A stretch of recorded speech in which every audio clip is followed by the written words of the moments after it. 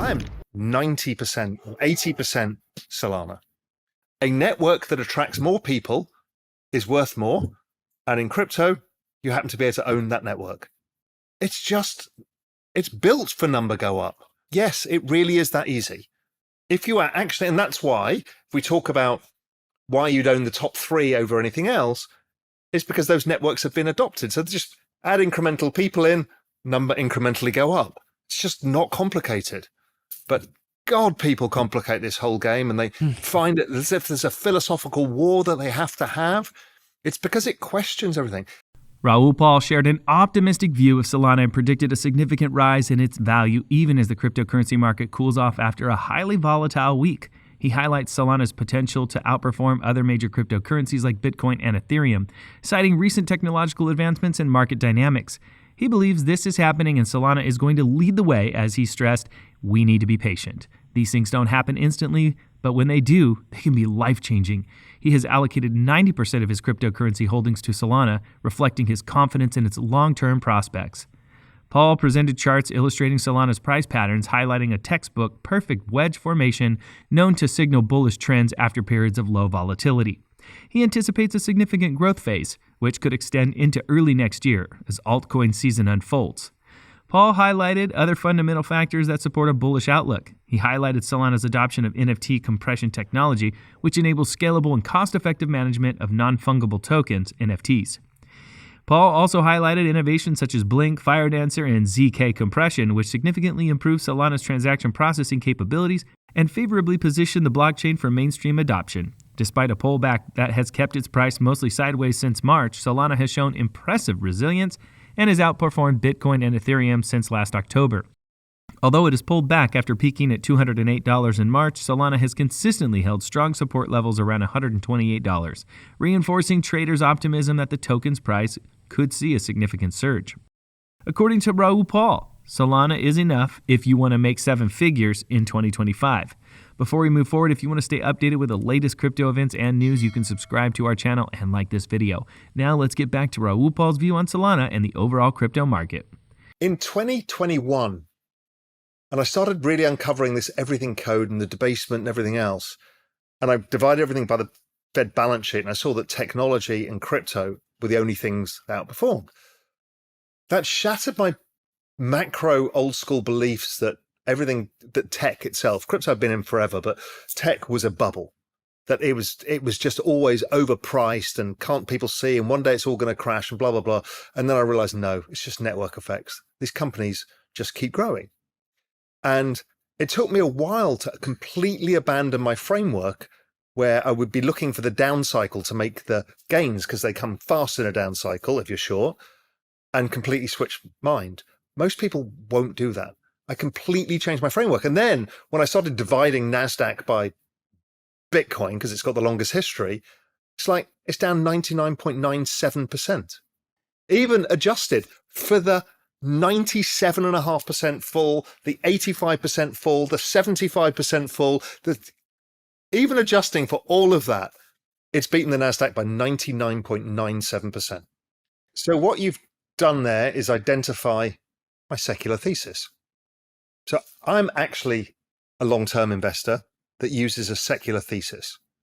I used to always have a secular thesis and then use the business cycle more and be in the time frame of the business cycle. This would be like, when am I going to time the top in crypto? But I now actually am 80% weighted to the secular thesis because that's where all the gains are. And it's a bit mid-curve. People shouldn't emulate me because I've got a lot of experience with risk taking and I'm comfortable with the risk that I'm taking. I don't use leverage. I use external custody, multi-sig, all of the things, so, and I'm very focused on my thesis. It's the network thesis. So I then look at charts of assets relative to each other. So I was looking at the Bitcoin ETH chart, which I follow closely, which has been underperforming, and I think it's basing, as we talked about. But the chart to me that was a standout in 2022 was the Sol ETH chart. And that was the chart that got me buying Solana and then going all in. much like I went into ETH all in about September 2020, right? I just did it earlier in Solana. Paul said that the crypto summer has just begun and is only increasing. He described the crypto summer as being in the midst of a strong bullish trend where 30% drawdowns can be had in the short term. Paul predicts that 2024 will be a crypto summer year. This is the time when Ethereum will outperform Bitcoin, Solana will outperform Ethereum, and a bunch of alts will outperform Solana. The big exchange is already in motion. With a significant focus on Solana, he predicts that the token will hit new all-time highs during this market cycle, claiming that Solana is the Ethereum of the last cycle. Depending on the next crypto cycle, Solana is expected to see an increase of between 235% and 570% from current levels. The rise in Solana addresses the total value locked, indicates growing adoption of the token and real user engagement on the network. Zeta Markets founder Tristan Friza said that since Solana already records more daily transactions than Ethereum, Arbitrum, Optimism, BNB Chain, Tron, and Avalanche combined, its rise to one of the top 3 blockchains by market cap seems inevitable.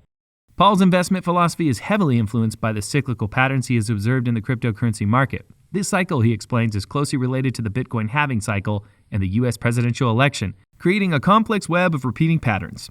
In his framework, Paul describes a 4-year cycle, the first year as crypto spring, the second is crypto summer, the third is crypto fall autumn, and the fourth as the most difficult, often leading to major market crashes. Year 4 is the worst, and the worst is what traumatizes people, and people want to know how to deal with that. Paul's advice to investors is to define their long-term goals and time horizons. He estimates that the cryptocurrency market, currently valued at around $2.5 trillion, could reach $10 to $15 trillion by the end of the current cycle and potentially hit $100 trillion by 2032. We have the largest wealth-generating macroeconomic market trend of all time, and it's still ahead of us.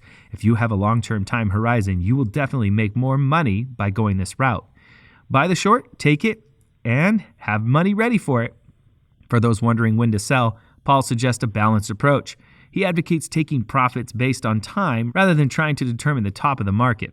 He recommends this strategy toward the end of a year after a U.S. election, typically a period of strong market performance. This method allows investors to lock in some profits without completely exiting their positions, ensuring they stay on the long-term growth trend.